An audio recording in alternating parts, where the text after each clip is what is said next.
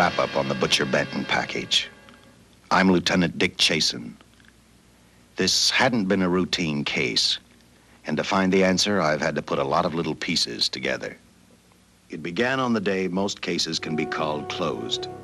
It was the day before the butcher was to be executed. He was visited by his attorney, Paul Lowe, in the death house. It was at this first meeting the Butcher Benton case took its first switch.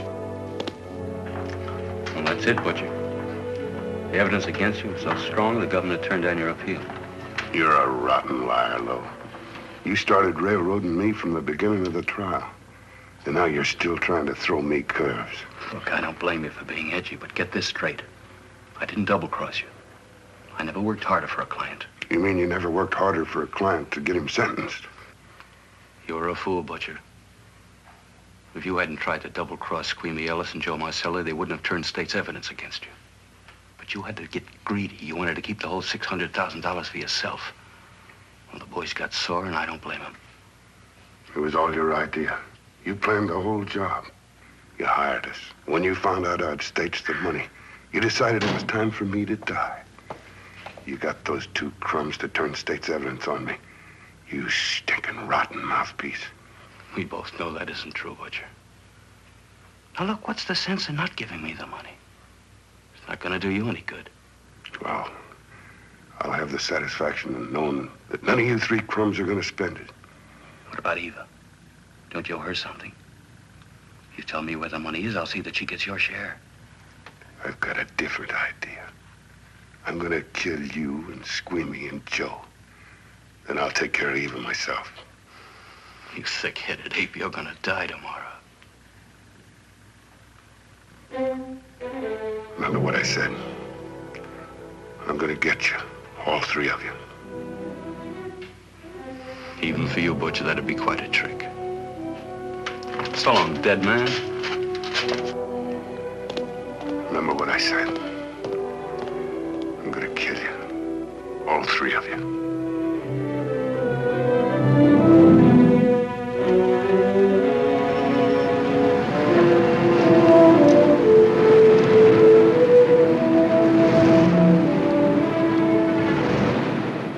Back in Los Angeles, two men sat in a bar room listening to a newscaster tell his headline story. He played up big the butcher's threat to kill Paul Lowe, Squeamy Ellis, and Joe Marcelli for their having turned state's evidence against him. Squeamy Ellis didn't seem happy over the butcher's threat. Neither did Joe Marcelli. But they had figured, once a dead man, always a dead man. But this was one time everyone was in for a surprise, including the entire police department.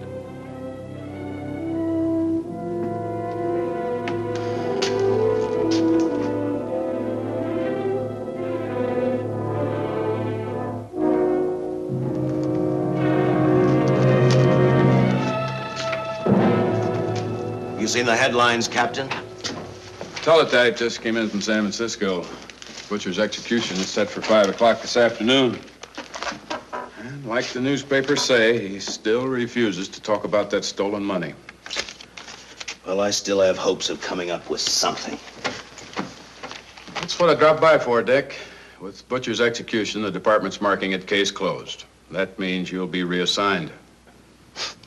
I've spent a whole year trying to break this case. As far as I'm concerned, Butcher's death is just the beginning. Of course, I can't prove it, but I think that Paul Lowe was the top man. And even though I have to keep working on it while off duty, I'm going to get Lowe, Squeamy Ellis, and Joe Marcelli. Okay, Lieutenant. Officially, I've taken you off of the case. Unofficially, I wish you luck. Do me a favor. Keep me posted. Will do. Thanks, John. I headed for Eva Martin. She worked in a local burlesque house. I'm a cop, and my job is to ask questions and get answers. So I decided I might as well start again with her.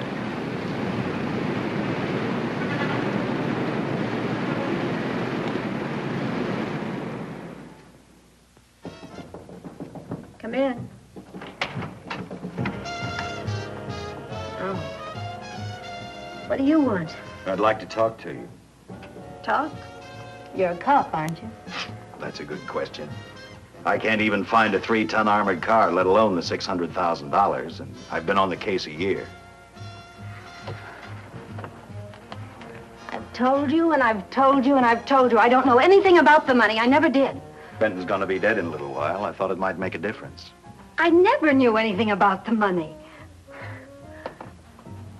Call me dumb. I didn't even know Charles was in the rackets until the trial. Now, take it easy, kid. You're on, Eva.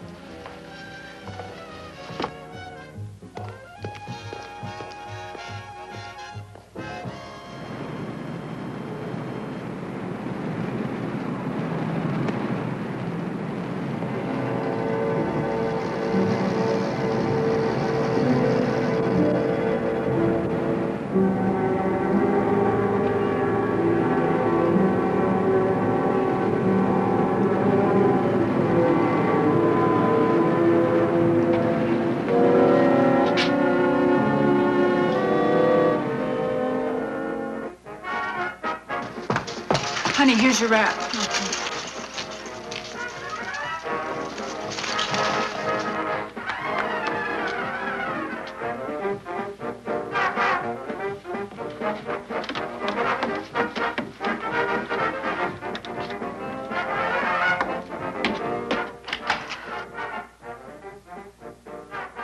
A few moments ago, Butcher Benton, without revealing the whereabouts of the $600,000 stolen in the armored car holdup, paid for his crimes against society in the gas chamber at San Quentin.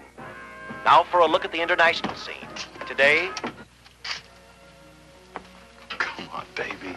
Don't waste tears on Benton. I feel so badly about Charles. If I'd known, maybe I could have done something. How about a drink? We could both use one. An artist can't drink while she's working, Paul. Boy, see.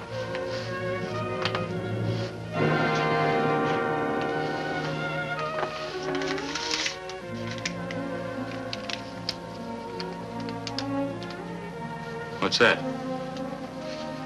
Well, now what's the matter? It's a message from Charles. He told me to open it if he died. Finale, Eva. All right. How about a steak after the show? No, thanks. Not tonight, Paul.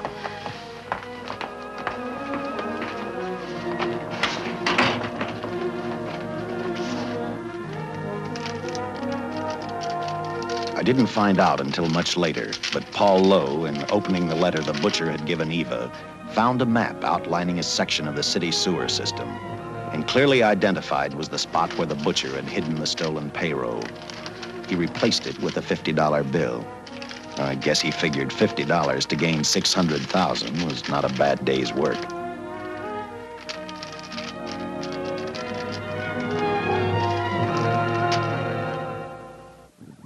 And a few hundred miles away in San Francisco, the case took another switch, which turned the next 72 hours into one long, hideous nightmare. Dr. Bradshaw, a distinguished biochemist, was making preparations for a final experiment which he hoped would lead the way to a cure for cancer. He'd been successful with laboratory animals. The last step called for a human body. And Dr. Bradshaw's assistant quickly made a deal with a local mortuary and returned to the laboratory with the dead body of Butcher Benton.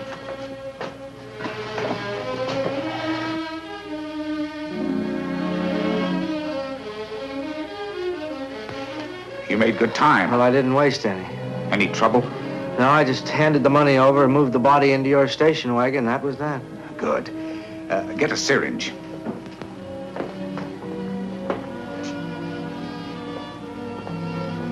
He's in good shape. Well, I hope so. We'll get other blood samples later. We'll run this one through fast. Right. Now wheel him into the machine and then raise him. Right.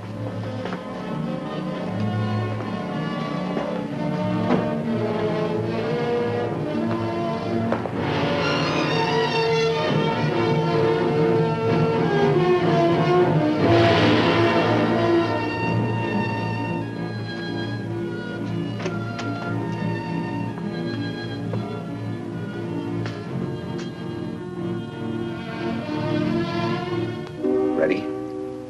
You going to give him 287,000 volts? Yes, yes. I'll get the fluoroscope set. We'll check with that before we start dissecting. Turn off the lights.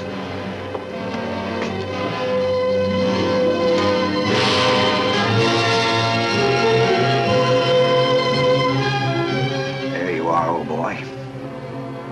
If you respond properly and my theory is sound, you'll be more famous dead than alive. Throw the switch.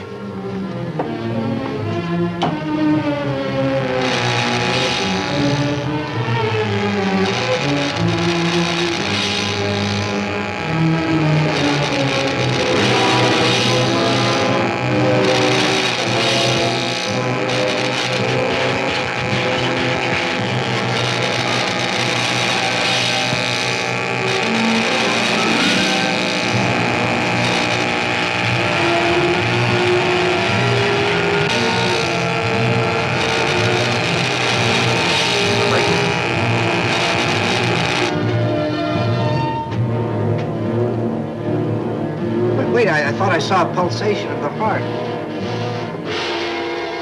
You're right. Dr. Bradshaw is beginning to breathe. You've brought this man back to life. No. The heart muscle has simply responded to a terrific electrical shock, that's all. Yes, but it does prove that the cells still function. Dr. Bradshaw, he is alive. A shock reaction, it can't last. His cells are multiplying now, if your theory is right. We could keep that reaction going longer. But it's worth a try. Get the body out.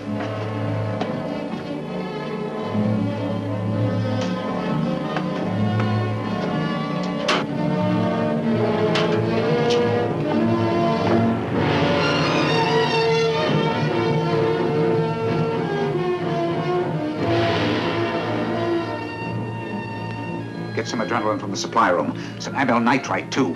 Hurry, hurry.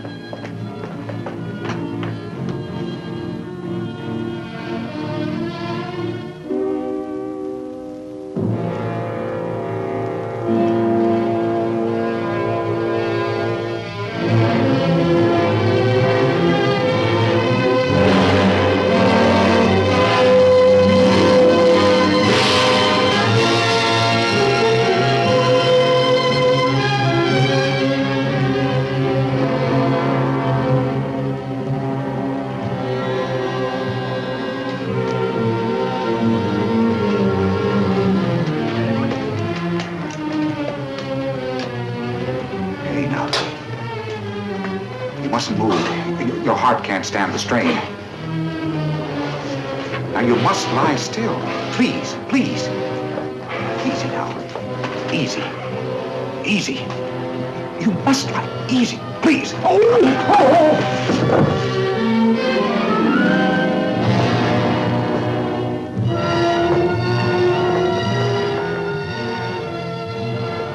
Dr. Bradshaw's experiment had given life back to the butcher.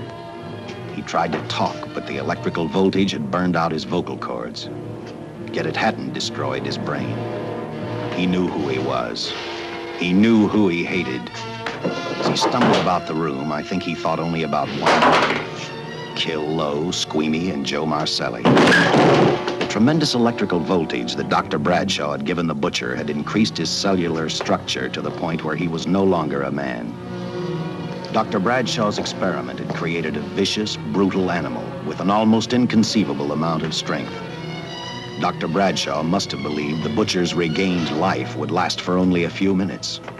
Therefore, instead of calling for help, the doctor decided to handle his creation alone. Now, easy, Benton. Just relax. I'm a doctor.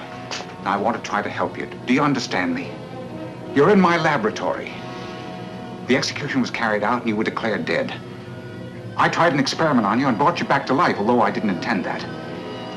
Now, you've had a great shock. Now come and sit down. Now, be quiet. Now, come and sit down. Take it easy. That's the boy.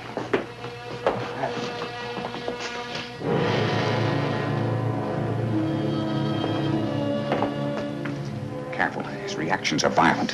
How do you explain this? Each cell must have multiplied 100 times. perhaps thousands. His strength is unbelievable. No, it's too late for the amyl nitrate. I want to get some blood samples, make some tests on him, find out what's happened. Get me a syringe.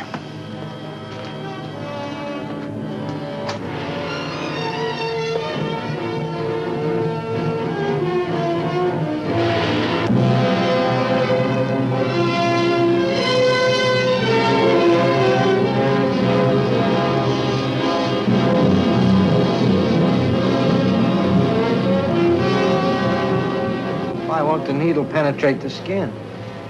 Tissue must be nearly a solid mass of cells. How are we going to get the blood sample? Surgically, perhaps.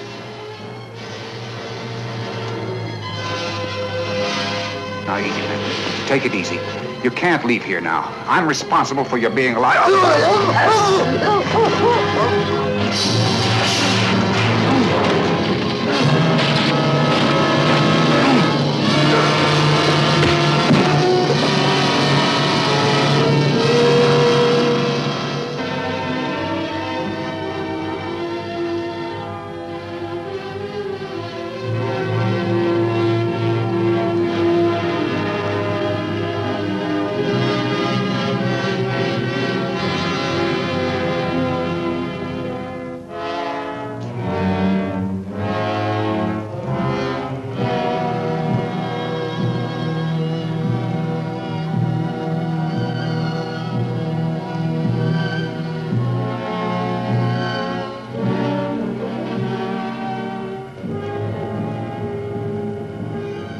Towards the end of this case, Captain Lauder and I found out the doctor and his assistant had been murdered. But I'm getting ahead of my story.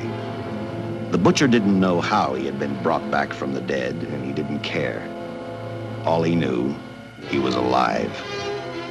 Then this monster-made man started thinking about Los Angeles.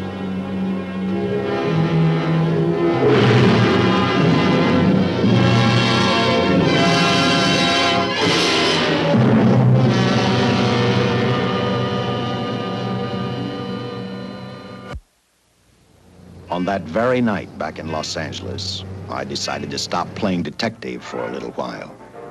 I went to the burlesque house to ask Eva to have dinner with me. After all, the butcher was dead, and if I got lucky, sooner or later, I figured Paul Lowe would lead me to the stolen payroll. In a way, that possibility made me even feel better. It's not fair to watch the show from backstage. Next time, I'll pay admission. I take it by that remark you like my routine. Yeah, you're pretty good. What I can't figure out, though, is why you stay in a place like this. It shouldn't be hard for someone like you to get a job in a class spot. If you weren't a detective, I'd be willing to bet with a line like that your next remark would be, how about dinner? Well, not exactly dinner, but a hamburger might be a good idea. If you're asking in an official capacity, I can't say no. I'm off duty. For the past 6 months, all I've ever called you is Lieutenant Chasen. Do you have a first name? Dick. Give me 10 minutes for a quick change, because you just made yourself a date, Lieutenant. I mean, Dick.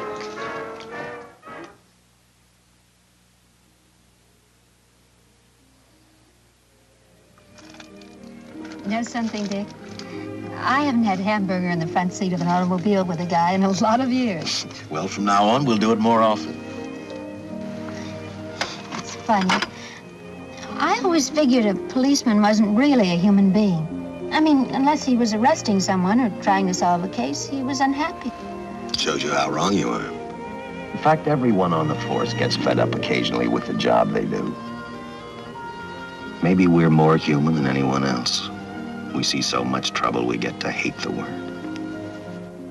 But as long as the world's filled with people, there'll have to be men who enforce the laws.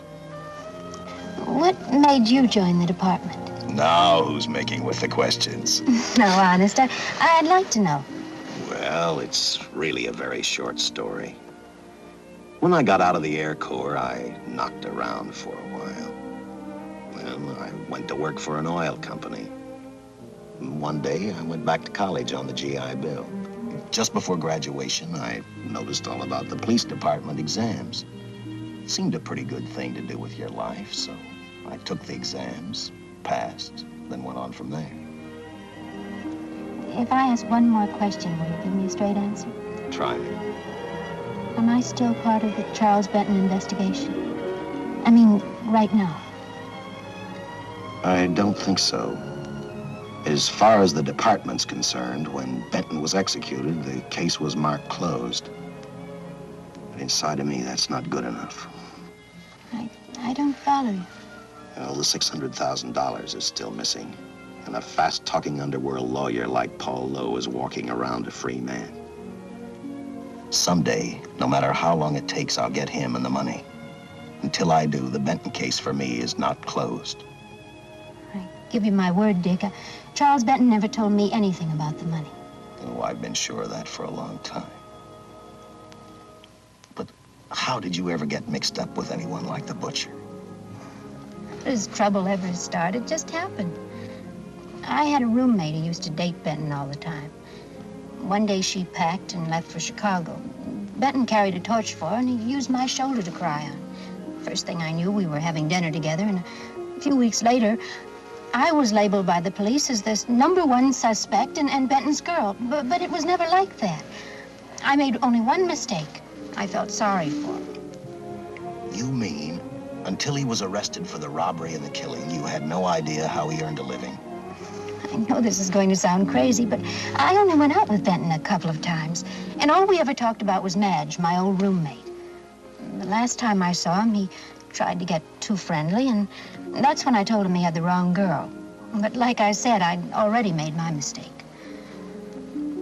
What about the burlesque house? How do you two fit together? You sound like a lot of other people.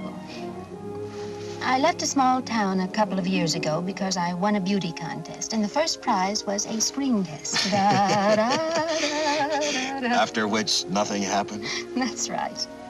Only it was pretty rough. And then one day I read an ad about girls wanted for a burlesque show. I auditioned and I got the job. You know something? It's like any other job. If you're looking for trouble, you can find it even in a schoolroom. Well, when the screen test didn't work out, though, why didn't you go on home? Well, first you have to have a home to go back to. My folks are dead, so Los Angeles was as good as any place else. I don't know about you, but I do 8 shows a day, and at this hour I'm bushed. I know what you mean. Mind if I drive you home? No. And I'll tell you something else. I haven't minded anything about tonight. Not even the hamburger. I kept playing tag with Lowe. He made 4 telephone calls. 3 of them didn't interest me, but one did. The one to Joe Marcelli. I watched Joe head for his meeting with Lowe, and for some unknown reason, I began to get the feeling that this case was finally about to explode in my favor. You see what I mean? Well, look at that, will you? I seen him stagger on 2 legs, but he's doing it on 4. Shut up, you flea bag. Well, look who's calling names. At least I ain't a squealer, a stoolie. Ha! I warned you before. All right, Harry, that's enough. I'll take care of him. I want to talk to him. Okay, Mr. Lowe. But any future business you've got with this psycho, take care of it upstairs in your office. He keeps showing around here, sooner or later he's going to get slugged, cripple or no cripple. All right, shut up, Joe. Sit down.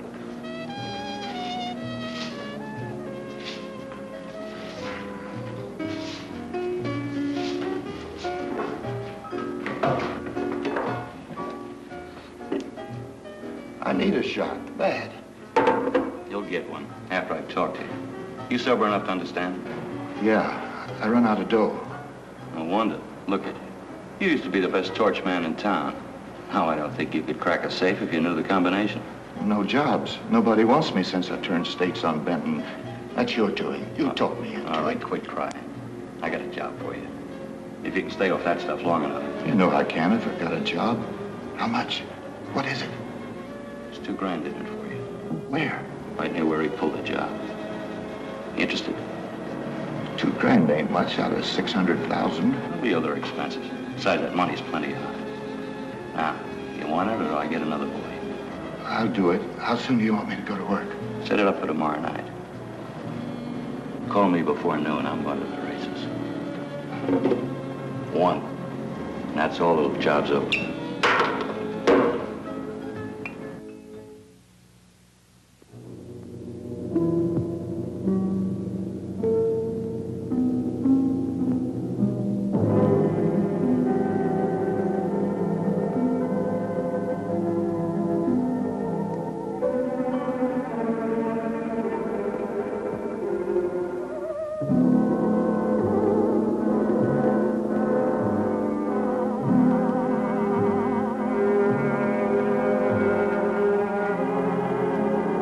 Butcher was walking slowly toward Los Angeles.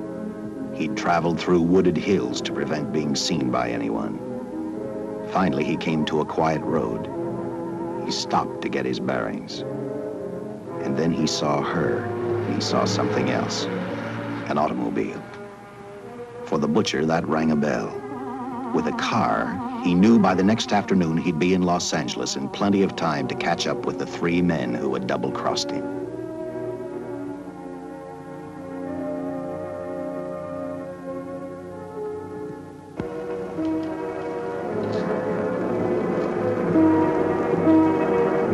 See, you're a real gentleman to be helping strangers in distress. I hope you don't mind me using the babe here as bait. Quite a dish, isn't she? But that's what she gets paid for. Bait, that is. Yes, sir. She's a real shaker artist of my outfit. Carnival man myself. Just call me Connie. Yeah. Well, friend, we're in a little bit of difficulty here. Got a flat tire, brand new car, no tools in the back. Why, some of these dealers make my carnival grifters look like babes in the woods.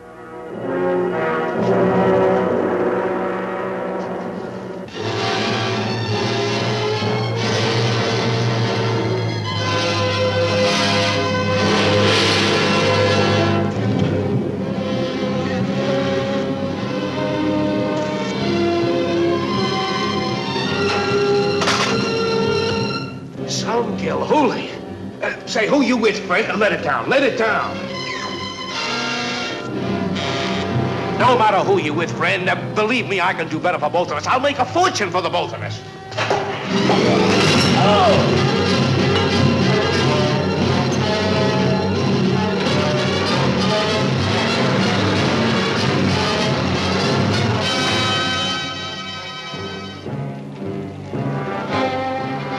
An hour later, the San Francisco Police Department sent out an APB. Squads were sent to various parts of the countryside.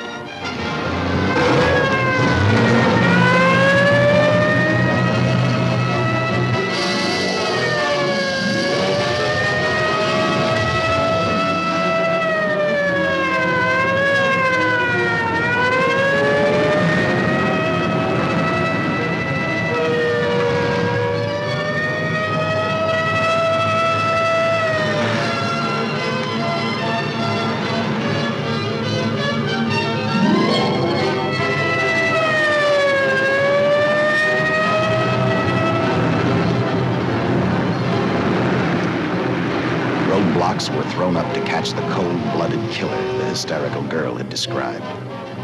Each squad kept reporting back to central headquarters, and each of their stories was the same. So far, none of them had spotted the car the killer was driving. Orders were given to shoot to kill, because from the girls' further accounts, they realized they were dealing with a maniac.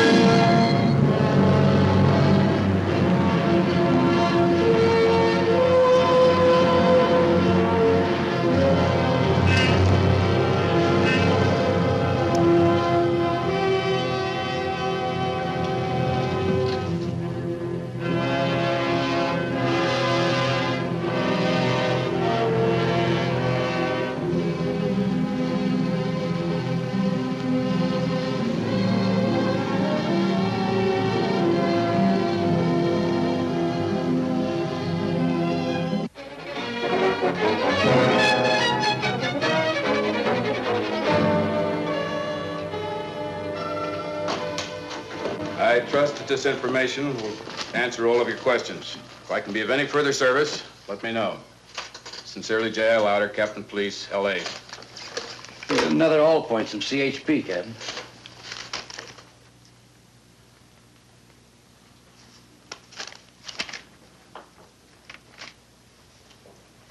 These reports sound like they come from a bunch of loonies. You sure do. There it is. Sergeant. Yeah. I want Lieutenant Chasen to look these over as soon as he comes in. All right, Captain. The next morning, I read the stories of the brutal murder of the 2 police officers. I also read the witness's statement about the bullets having no effect upon the killer. I felt sorry for the witness, and I thought about how easily a person's mind can become confused when suddenly they receive a brutal shock. I didn't believe a man existed who could not be stopped by a slug from a .45. Good morning, Captain. You and the rest of the force are going on 24-hour duty. Seen the headlines? You mean this guy that's running amok up north? Yeah, the latest report, he's killed 2 police officers. Made a getaway in a green coupe heading south. I've got a hunch this killer's gonna be our baby. He could be in town right now. Yeah. You better get started, Lieutenant. Okay. Any new leads on that holdup money? I think the girl can probably be counted out. If any of the others are wise, they're keeping mighty quiet. Well, let it ride for now. The whole force is gonna be on the spot until we catch this killer. Newspapers will have a field day.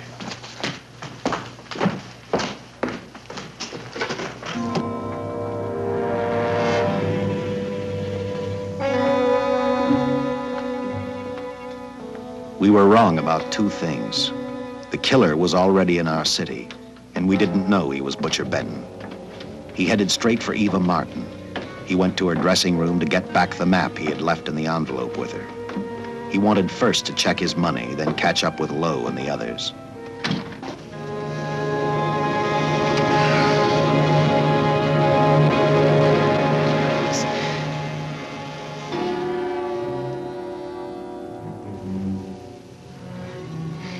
Can't be. But you do look like him. Only different somehow.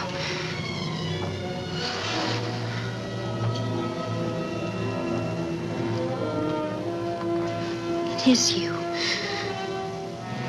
Why didn't somebody tell me? What's happened, Charles? Those look like bullet holes. Are they?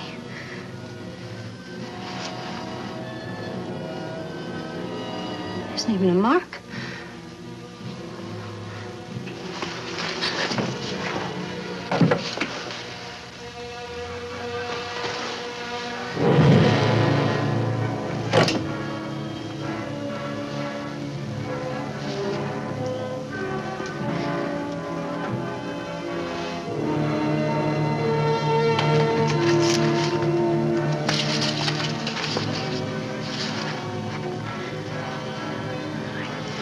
I opened it like you told me, and I found the $50. I didn't know why you left him. Oh, Paul didn't know why he was here.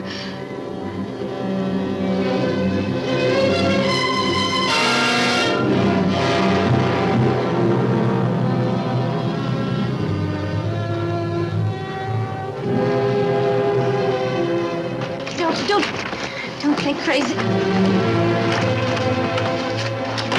The name of Paul triggered his hate. He left her dressing room and started for Squeamy Ellis and Joe Marcelli's place. Because he knew, with them out of the way, Paul Lowe couldn't open the strongbox where the money was hidden. He thought of Squeamy and Joe first. He was saving Paul Lowe for last.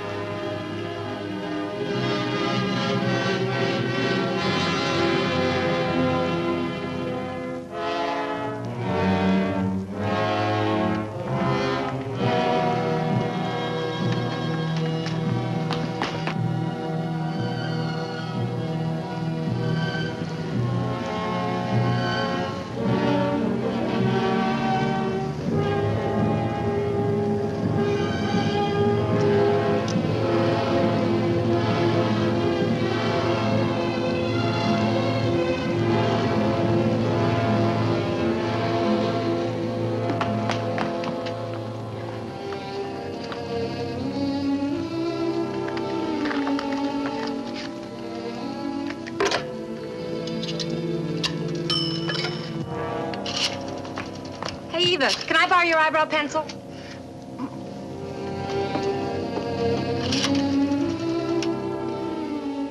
Operator, get me police headquarters. Lieutenant Chasen, please. When do you expect him?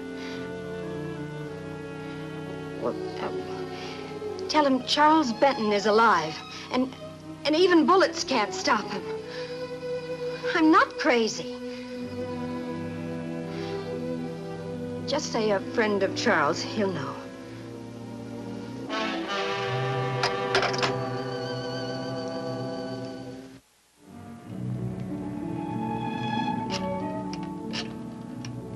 After leaving a message for me, Eva telephoned Squeamy Ellis. She tried to tell him the butcher was alive and on his way over to kill him. Squeamy didn't believe her, and in a way you couldn't blame him. Who in their right mind would believe a man had returned from the dead? What Squeamy actually believed was that the butcher, before his execution, had hired a killer to carry out his threat.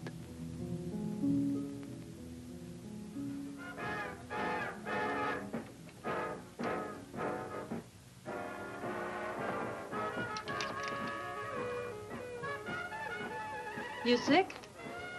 What? You don't look so good to me. 10 minutes, Eva. All right. Say, Eva, I could take over the matinee trick for you. What? It's easy. Look, Eva, I can do it. Scabba-doo-doo-doo-doo. Oh, I'm... Francine, I just thought of something. Yeah? Eva agreed to let Francine do the show. She hoped she'd be able to interrupt the butcher before he arrived at Squeamy's hotel. Or, failing that, at least be able to warn him to stay out of sight. You wanted me, Captain? Yeah, I just had a rundown on those fingerprints, the stolen car up north. We got nothing on the driver who was killed or the woman with him. Take a good look at these. There's something funny about these. Yeah. The boys in the lab can't figure it out either. Those are the killers. They were found on the steering wheel. Looked like they'd been stamped in with a steel die. They sure do. These are Butcher Benton's. What? They look the same to me. How do the lab boys explain that? They don't. Their best guess is a twin brother. An identical twin could have the same pattern of whorls with only slight variations. Ever hear of the butcher having a twin brother? No. Even if he did, it wouldn't explain these freak prints. You didn't pick up your message, Lieutenant. Some wacky dame calls you. And she says Charles Benton is alive, and bullets won't stop him. If we buy the twin theory... Who was she? Where'd she see him? Well, she wouldn't leave her name. Sounded kind of hysterical to me. Said she was a friend of the butcher's. Eva Martin. Get over to the Follies and see what that girl knows. Yeah. Some guys have all the luck. I never drew an assignment to the Follies.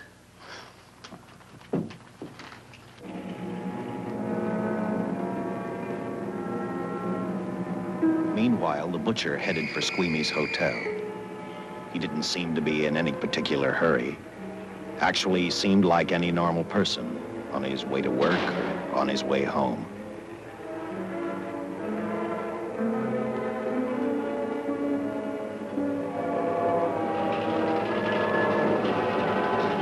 He rode up Angel's Flight, arrived at the top, scanned the hotel building, and then noticed the only exit from Squeamy's apartment, a fire escape.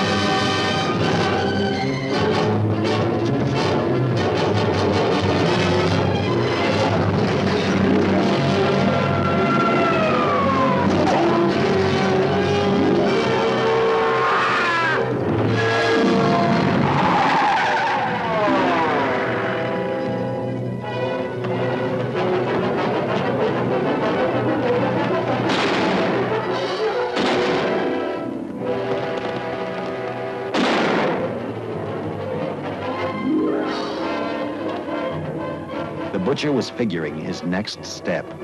And as he looked at the dead cop, he thought about Paul Lowe, the next man on his list. Seen Joe Marcelli?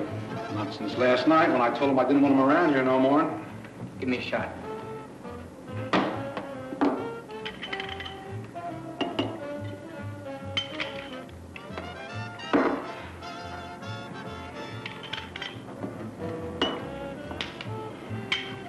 Look, I need help.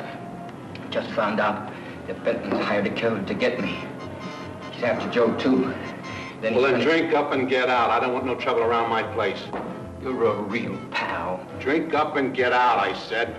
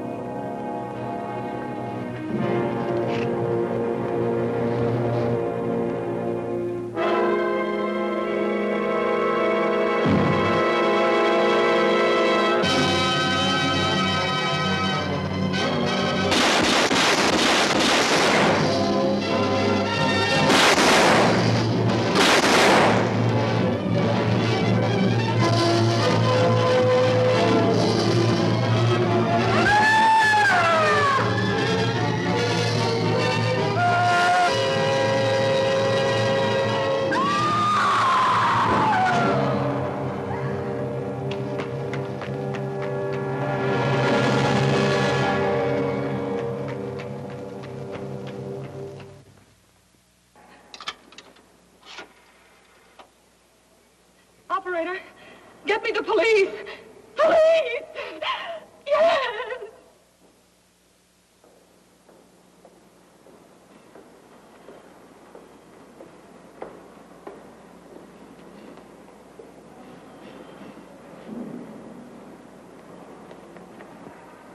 What's happened? A guy named Squeamy got thrown from the 5th floor. He's deader than a mackerel. Customer of mine. You mean Squeamy Ellis? Yeah, that's it. Just Squeamy. No one else was killed. Ain't one enough?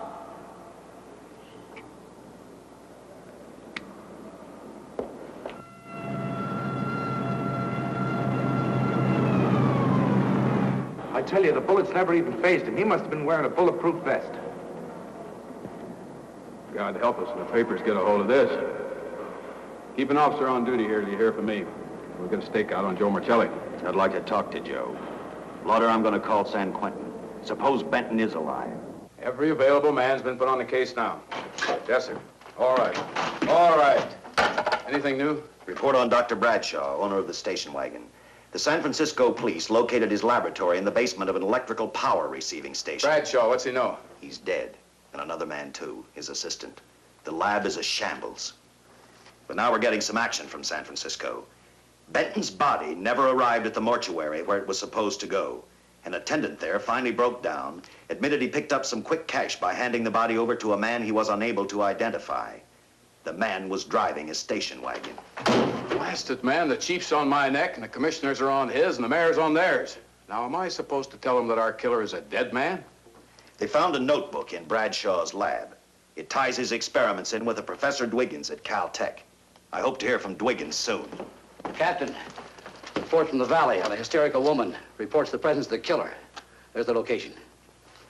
Let's go.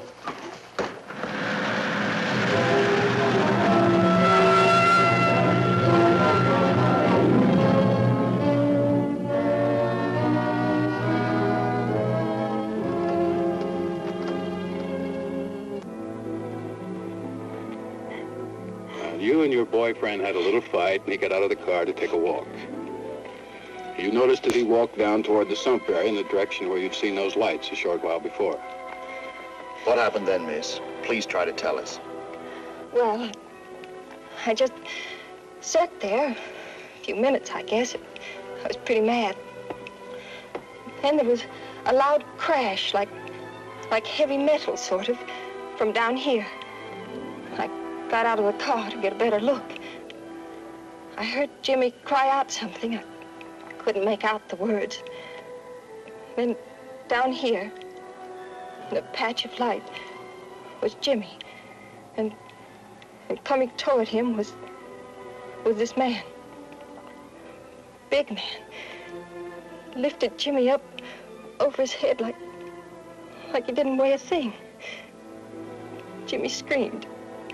Just once, before he broke Jimmy's back.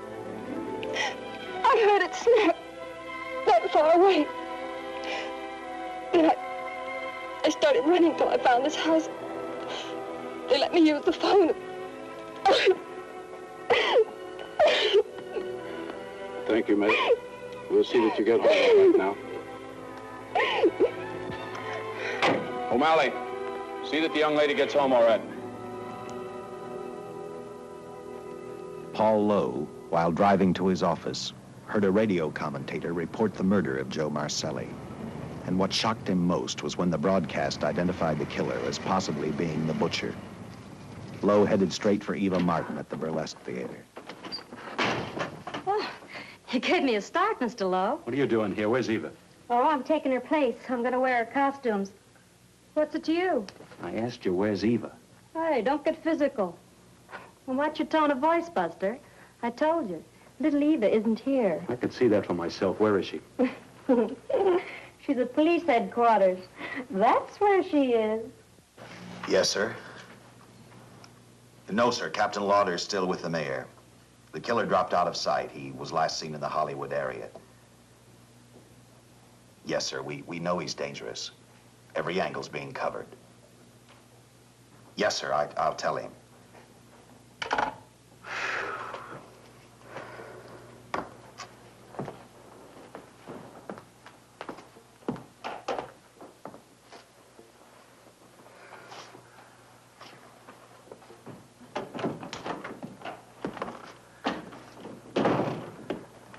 Here, see how these fit. Low heels. I'm sorry. It's the best our wardrobe department can afford. Any idea how soon the captain will be back? Now, look, I'm going to see the captain if I have to wait here all night. Paul. Paul, Charles killed Squeamy and Joe. Joe, too? Benton? He's alive. I saw him, but nobody will believe me. I'm checking it. My guess is whoever killed them is on the trail of the money, Lowe. Now, maybe you better start talking if you know anything about it. I don't know anything. Did the butcher have a brother? No, no brother. It was Charles. I saw the tattoo on his arm. Look, I demand police protection. Where's the money, Lowe? You heard me. I demand protection. I know my rights. We put stakeouts on your office and home. Well, that's not enough. It's enough as far as we're concerned.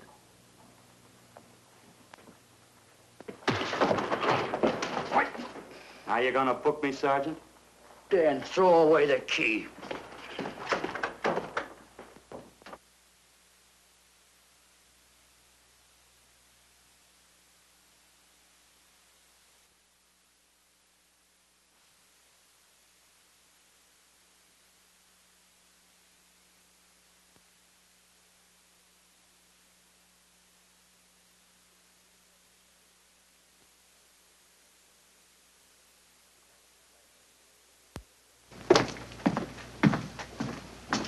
Thank you. Come up with anything yet, Dick? Oh, we've checked every hotel, motel, and rooming house in town. We've run a cross-check on every hangout Butcher ever used. Net results, blank. This is incredible. We not only discover a dead man turned killer, but it's beginning to look like he plays ghost, too. He's somewhere in this city, and if we have to take it apart brick by brick, we've got to get him. I may be way off, but I think Paul Lowe could tell us a lot. Maybe, but it's a cinch he's not going to. Well, suppose he had no alternative. You better grab some coffee. Your mind's beginning to play tricks on you. No, now, wait a minute. When Lowe came to us for police protection, it was because he was scared stiff the Butcher would add him to the list of Squeamy Ellis and Joe Marcelli. Go on. It figures, too. When he slugged the sergeant, he knew we'd book him right away. Oh, this Lowe's a pretty cute character. But we can play the same game. You mean we'll threaten to release him? Well, not exactly. You tell him you realize that he was excited, that throwing the punch was accidental. Tell him we're not going to make a charge, that he's completely released. Lieutenant, you know we can't do that. Lowell made his first mistake when he hit the sergeant, and that'll get him a year. As far as the department's concerned, at least it's a small victory.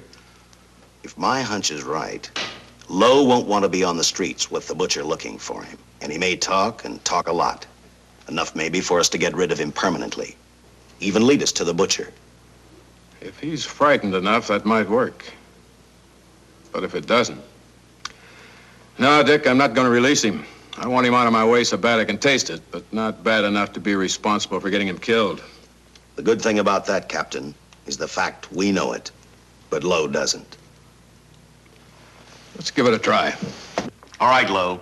Come on out. I think you'll find everything in there. You're free to go, Mr. Lowell. Wait a minute. Who do you think you're kidding? You arrested me for assaulting an officer. Court, I'll plead guilty.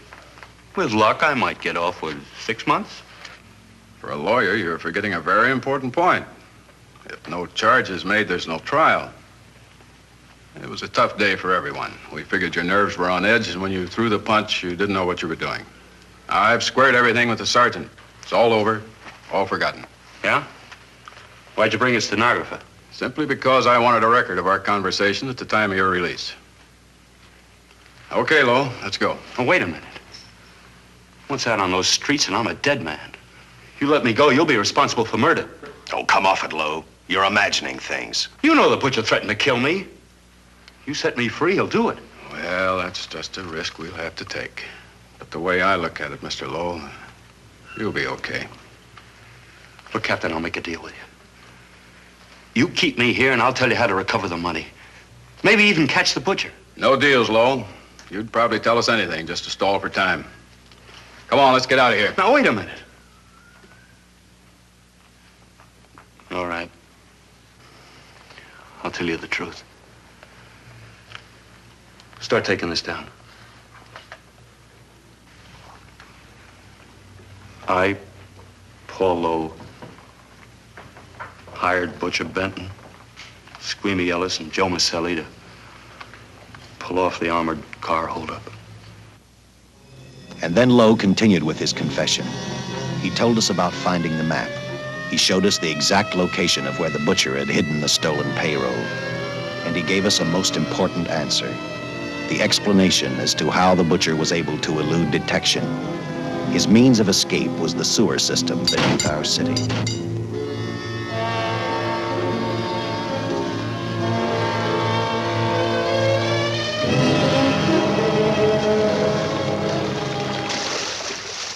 The department went to work fast. Every police squad in the city was detailed to cover a specific area. Every entrance and exit to the Los Angeles city sewer system of 700 miles was covered. Captain Lauder and I, along with several other squads, headed for the entrance where, according to the map, Butcher had hidden the money.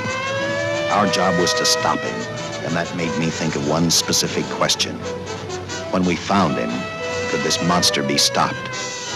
I, for one, wasn't sure.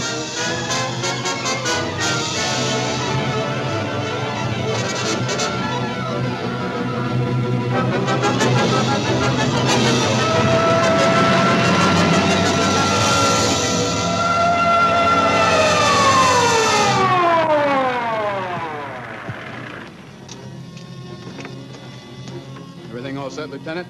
City engineers mapped out each possible exit. The squad of officers are spotted at every point. If the Butcher can be caught, now's the time. Well, after I talked to Caltech, I called on the fire department for a little help. The professors thought a flamethrower might stop him. Flamethrower? I suppose their boys have had a chance to join our squads by now. I see we have one with us here. Have you thought about what'll happen if this doesn't work? No.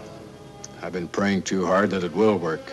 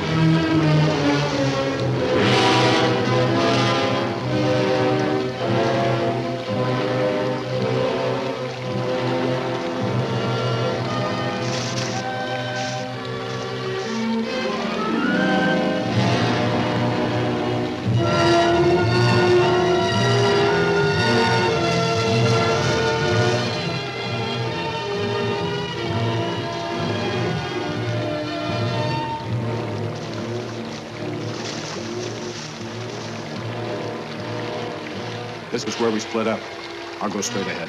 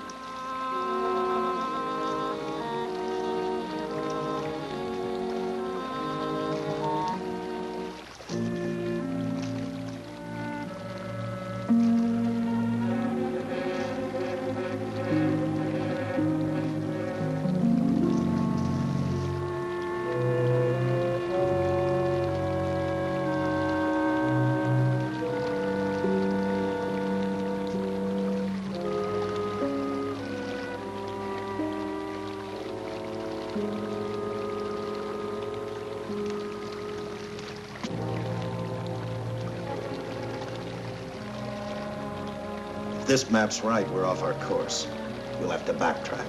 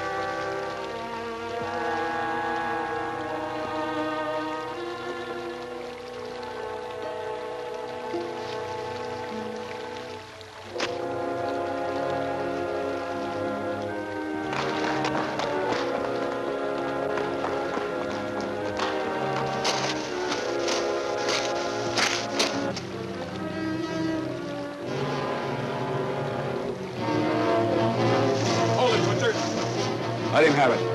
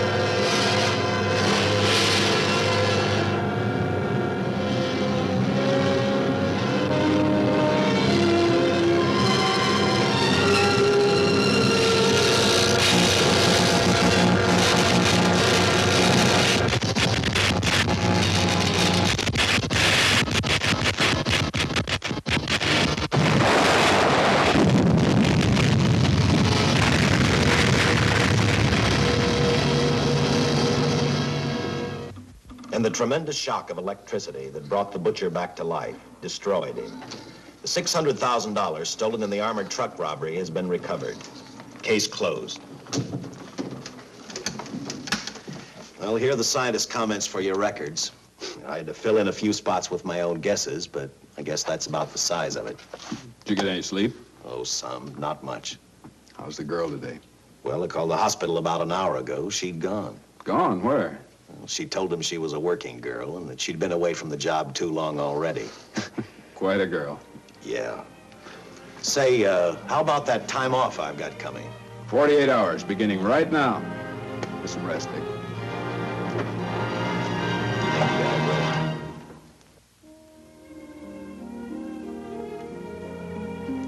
You know something, Dick? The past 72 hours seem like a bad dream. That rest in the hospital today really gave me a new lease on life. Now that it's over, I can't believe it actually happened. The important thing is to remember it is all over. I suppose you'll be assigned to another case.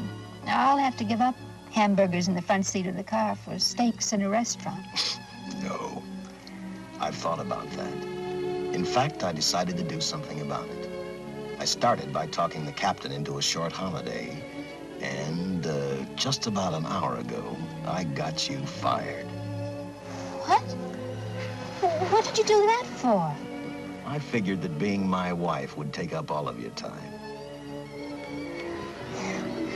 Even if I wanted to say no, I couldn't. You're not supposed to say no to a detective. I figured that, too.